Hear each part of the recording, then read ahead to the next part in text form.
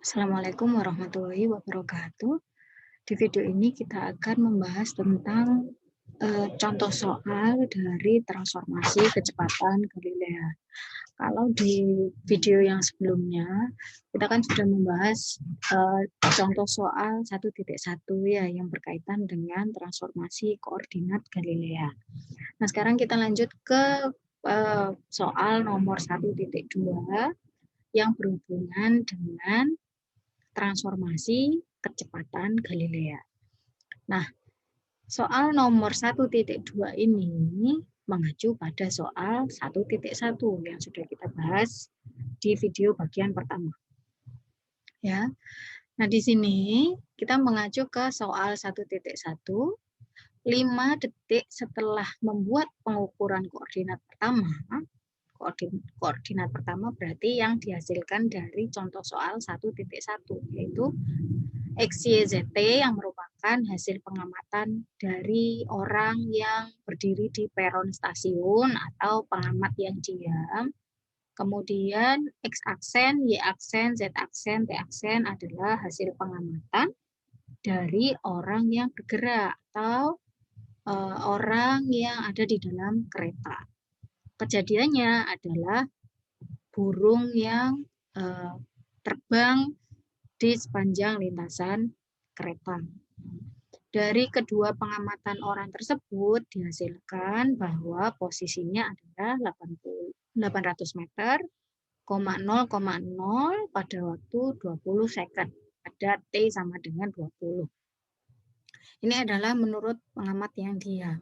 Kemudian bagi orang yang bergerak, ketika mengamati burung itu tadi, posisinya menurut orang yang ada di dalam kereta adalah pada koordinat 200 meter, 0,0, dan pada waktu T sama dengan 20.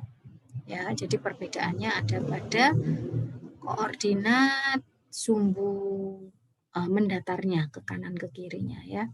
800 bagi orang yang diam, bagi orang yang bergerak posisinya ada di 200 meter.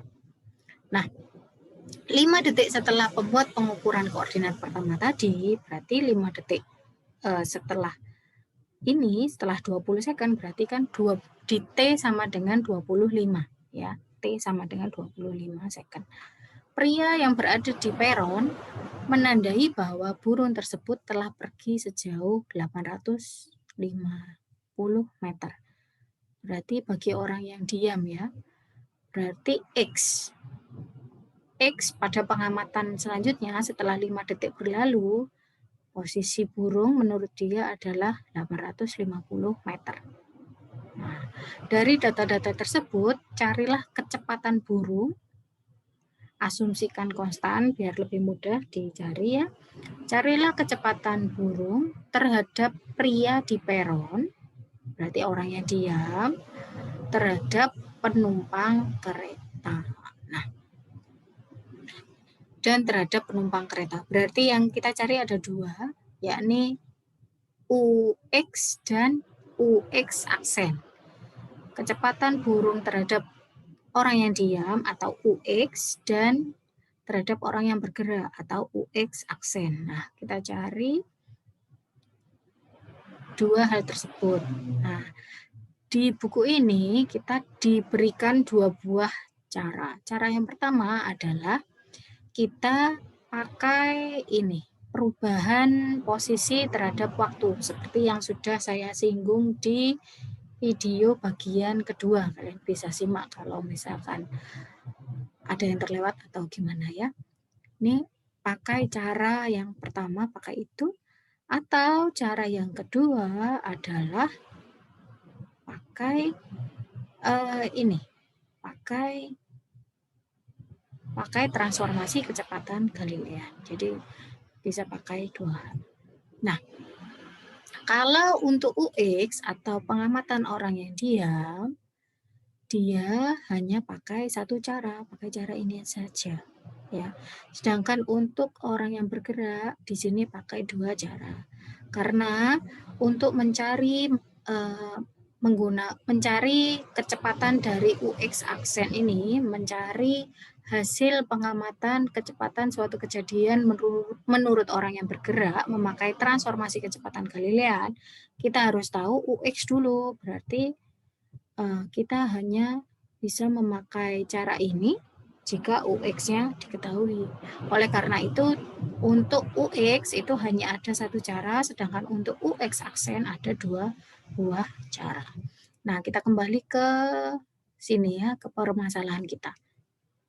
Tadi kan awalnya sudah diperoleh hasil koordinat dari pengamatan orang yang berada di peron dan orang yang berada di dalam kereta, orang yang bergerak ya. Di mana hasil pengukurannya diperoleh seperti yang ada di soal 1.1, yaitu 800 meter, 0,20 second. Sedangkan yang ada di dalam kereta adalah 200 meter, 0,20 second. Nah, setelah 5 detik berlalu, ternyata burungnya kan tentu saja bergerak ya, sehingga hasil pengamatannya, koordinatnya pun berubah. Nah, di sini pakai koordinat X2, Y2, Z2, T2. Ini maksudnya adalah menandakan bahwa hasil pengamatan ini itu setelah 5 detik berlalu, pakai indeks 2 ya. Nah, karena ini adalah hasil pengamatan pria yang ada di peron atau orang yang diam, maka simbolnya di sini kalian perhatikan tidak memakai aksen ya. Nah, seperti yang disebutkan di soal bahwa hasil pengamatannya adalah burung itu sudah pergi sejauh 850 meter, sehingga X2-nya di sini nilainya 850 meter. Sedangkan Y2 dan Z2-nya tidak mengalami perubahan. Ya, karena dianggap bahwa pergerakan si burung itu tadi terbangnya hanya searah sumbu X saja, tidak ada pergerakan terhadap sumbu Y maupun sumbu Z. Sehingga di sini dinyatakan dengan angka 0 ya, 0,0. Kemudian T-nya waktunya kan sudah berlalu 5 detik maksudnya. 5 detik berarti yang awalnya tadi T sama dengan 20, sekarang T2-nya adalah 25. Satuannya second. Nah, dari koordinat ini dan koordinat yang sebelumnya yang ada di soal 1.1 tadi, diperoleh kecepatan. Kecepatan itu kan bisa kita peroleh dengan cara menghitung selisih dari posisinya, posisi akhir kurangi posisi awal, atau posisi saat ini kurangi posisi sebelumnya, dibagi dengan perbedaan waktunya. Nah, posisi yang terbaru itu kan 850 meter. Kemudian posisi yang sebelumnya adalah 800 meter, sehingga X2 kurangi X1 adalah 850 meter kurangi 800 meter. Dibagi dengan selisih waktunya. Saat pengamatan yang posisi 850 meter tadi kan waktunya menunjukkan 25 second. Jadi di sini T2-nya adalah 25 second. Kemudian T1-nya adalah T atau waktu saat pengamatan yang tadi yang 800 meter, maka T1-nya adalah 20 second. Sehingga 850 kurangi 800 adalah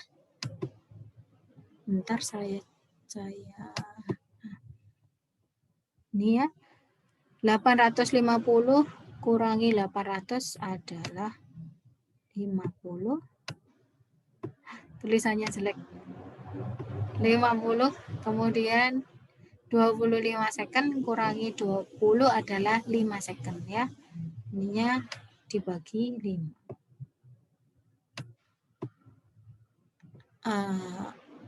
Pakai teks aja biar enak.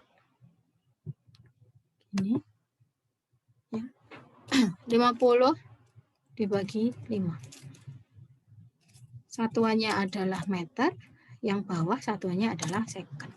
Sehingga hasilnya 50 dibagi 5 adalah 10, satuannya adalah meter per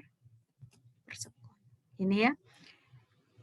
Terus kenapa di sini kok ada plus di situ?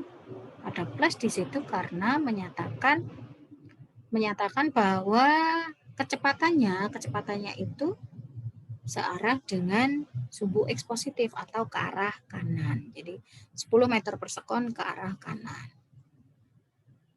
Kecepatannya siapa? Ini adalah kecepatan dari kejadian yang diamati atau burung yang diamati tadi ya. Tuh. Ini adalah hasil dari UX. Nah, kita sudah dapatkan jawaban dari pertanyaan yang pertama, yaitu kecepatan burung terhadap pria di peron atau yang disimbolkan dengan UX. Nah, sekarang kita cari jawaban untuk pertanyaan yang kedua, yaitu kecepatan burung terhadap penumpang yang ada di dalam kereta. Ini ininya ikut ya. Sebentar.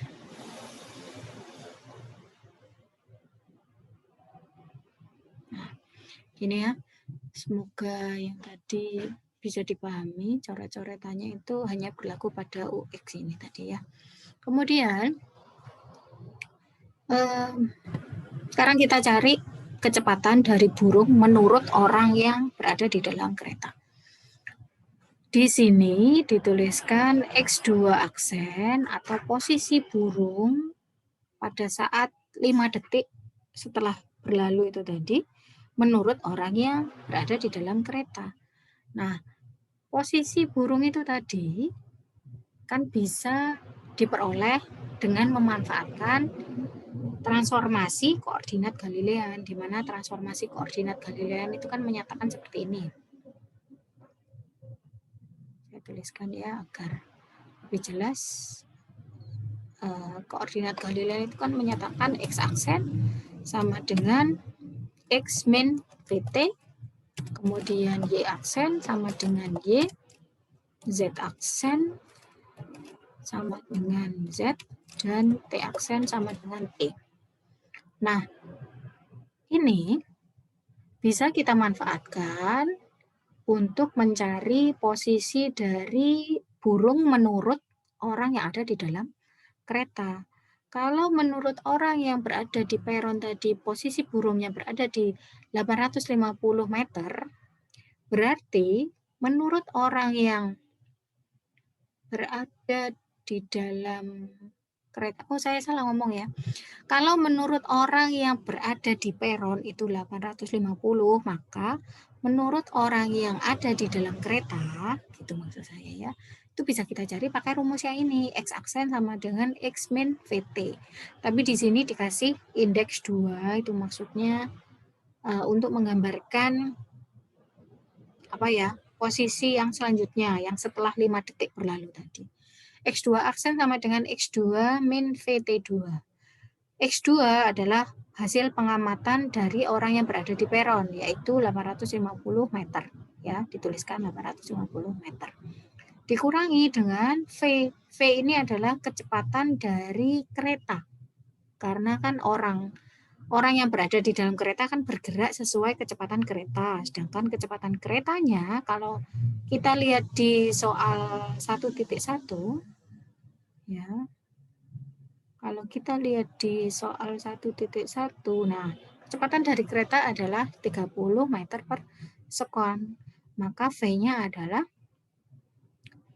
di sini V-nya adalah 30 meter per sekon. Dikalikan dengan T2. T2 adalah 5 detik setelah pengamatan yang pertama. Pengamatan yang pertama dilakukan ketika T sama dengan 20 second. Maka T2-nya adalah 25 second. Nah, ini dikalikan. Kalau kita kalikan, berarti kan ini satuannya, second ini, habis dibagi dengan second yang ini ya. Maka satuannya menjadi meter. Kemudian 30 dikali 25 adalah 750. Ya. Oke. Saya 750 ya, jelas ya.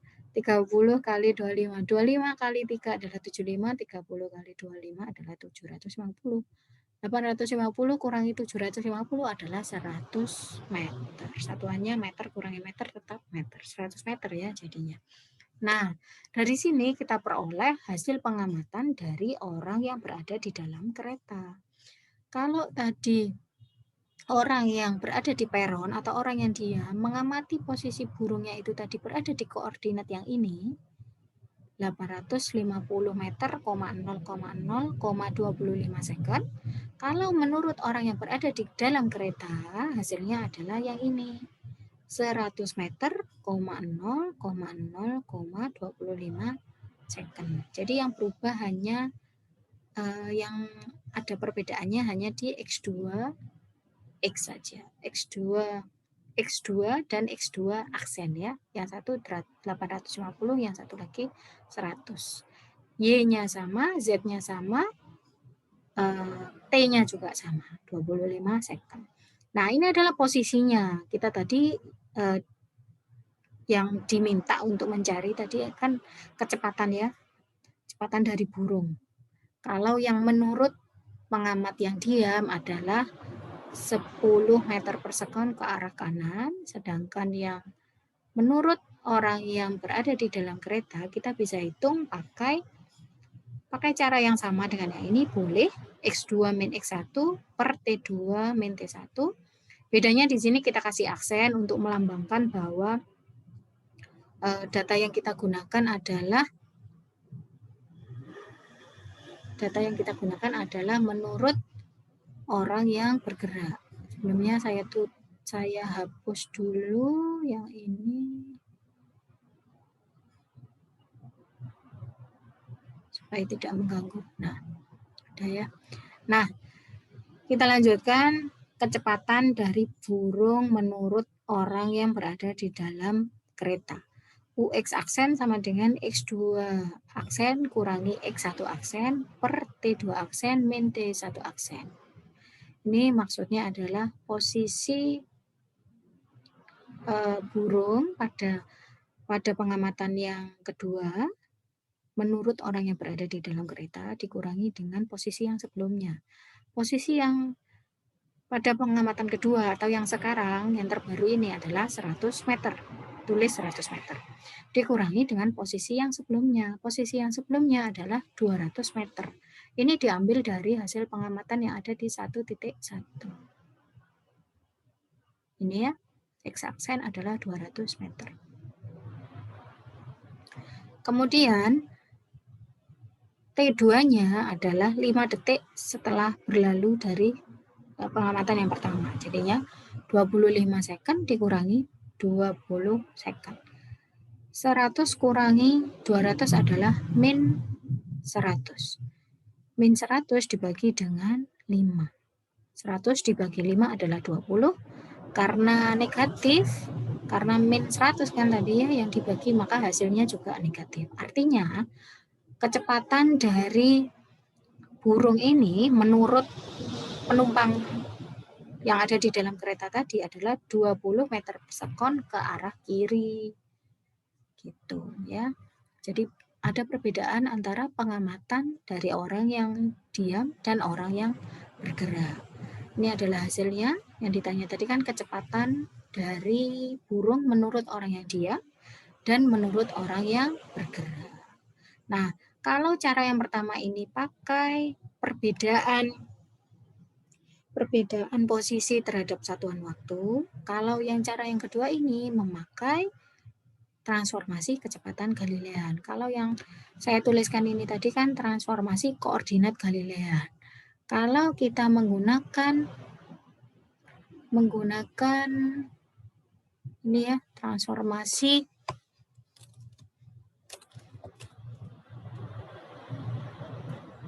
anggap itu indeks ya. UX aksen sama dengan UX min T.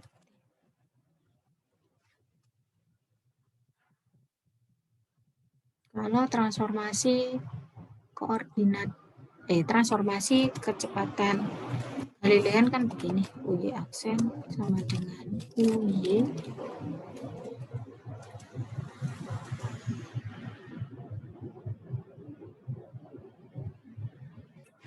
UZ aksen sama dengan UZ. Ini anggap indeks ya, karena saya nggak tahu ini gimana caranya nuliskan indeks di pakai yang ini, pakai yang ini namanya. Pakai toolbox-nya yang ada di Zoom ini saya kesulitan, jadi saya nuliskan UX biasa gini ya, tapi maksudnya adalah indeks seperti ini. UX aksen sama dengan UX min VT, UY aksen sama dengan UY, dan UZ aksen sama dengan UZ. Nah ini kita terapkan ke sini. UX aksen sama dengan UX min V. Oh ini saya salah. UX min V saja nggak pakai T. Kalau yang pakai T itu untuk yang koordinat. Kalau kecepatan min V saja ya. Nah, kita masukkan apa yang sudah kita ketahui. UX itu kan diketahui dia nilainya 10. Maka kita tulis di sini 10 meter per sekon. Kemudian dikurangi dengan V. V adalah kecepatan dari kereta atau kecepatan dari orang yang bergerak itu tadi. Kecepatan dari orang yang bergerak di dalam kereta adalah 30 meter per sekon. Jadinya 10 meter per sekon dikurangi 30 meter per sekon adalah min 20 meter per sekon. Nah, jadi kita memperoleh kecepatan dari burung menurut orang yang bergerak dengan menggunakan transformasi kecepatan Galilea. Nah, dari sini kita tahu bahwa transformasi kecepatan Galilean menghasilkan besaran yang sama, kecepatan yang sama jika kita menggunakan dibandingkan dengan menggunakan cara yang ini ya, sama, hasilnya sama. Kalian bisa menggunakan cara yang mana saja. Tapi karena kita sudah belajar tentang transformasi kecepatan Galilean, lebih baik kita menggunakan yang ini karena kan ya lebih mudah dibandingkan yang atas ini kan ini lebih simpel. Kalau kita sudah tahu UX-nya berapa, V-nya berapa, gunakan transformasi kecepatan Galilea. Gitu ya. Nah, kalau ini adalah contoh soal dari kecepatan Galilean, kalau kita baca apa yang ada di buku ini, di bab pertama ini ya. Kalau kita baca yang ada di bab pertama tentang transformasi Galilean ini, contoh-contoh soal yang ada itu berkisar antara transformasi kecepatan Galilean dan transformasi koordinat. Ini transformasi kecepatan, ini ngomongin koordinat. Kemudian 1.5 ini koordinat ya. T aksen, Y aksen, X aksen, Y aksen, Z aksen, ini berarti ngomongin koordinat. 1.6 ini ngomongin U ya, kecepatan. 1.7 kecepatan juga. 1.8 koordinat. 1.9 ini koordinat.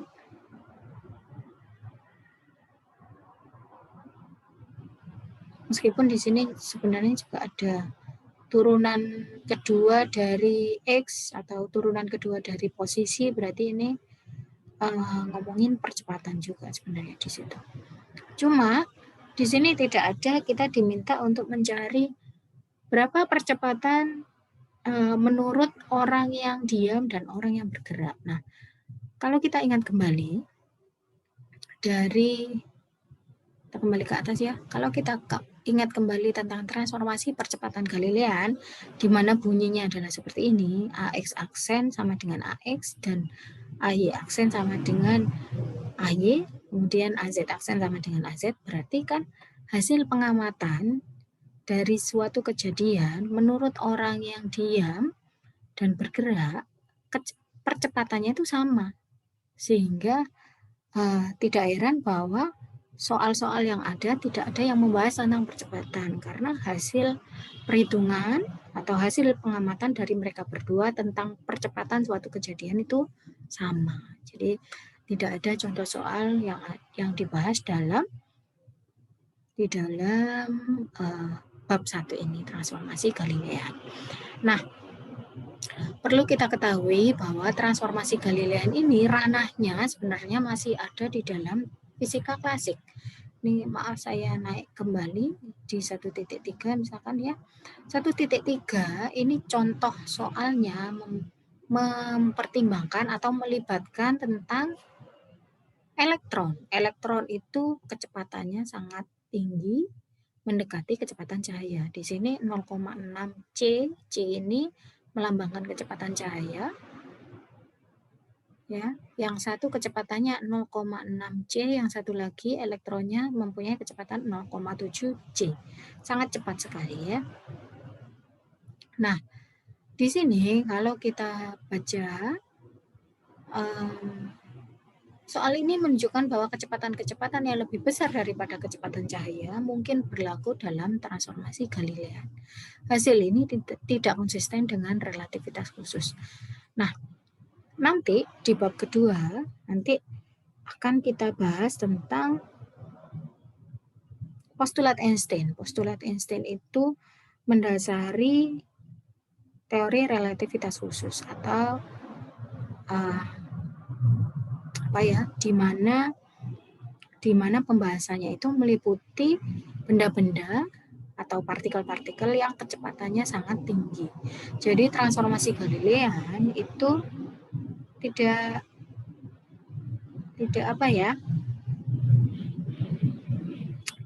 bisa digunakan, tidak bisa digunakan apabila tidak berlaku lagi ya, apabila ada hal-hal yang dipertimbangkan lebih jauh, misalkan ukuran partikelnya sangat kecil, terus misalkan kecepatannya sangat tinggi. Nah, itu nanti sudah lain lagi rumusnya. Nah, itu akan kita bahas mulai video yang berikutnya di bab yang kedua, yaitu postulat Einstein. Kemudian dari postulat Einstein itu nanti akan mendasari transformasi yang lain lagi, yang bukan lagi transformasi Galilean yang hanya melibatkan transformasi kecepatan di ranah klasik, tapi sudah di relativitas khusus. Itu ya. Terima kasih atas perhatiannya, semoga bisa dipahami. Kita belajar sedikit-sedikit saja, yang penting kalian paham apa yang ingin saya sampaikan. Apabila kurang jelas, bisa ditanyakan melalui grup atau melalui kolom komentar. Terima kasih atas perhatiannya. Assalamualaikum warahmatullahi wabarakatuh.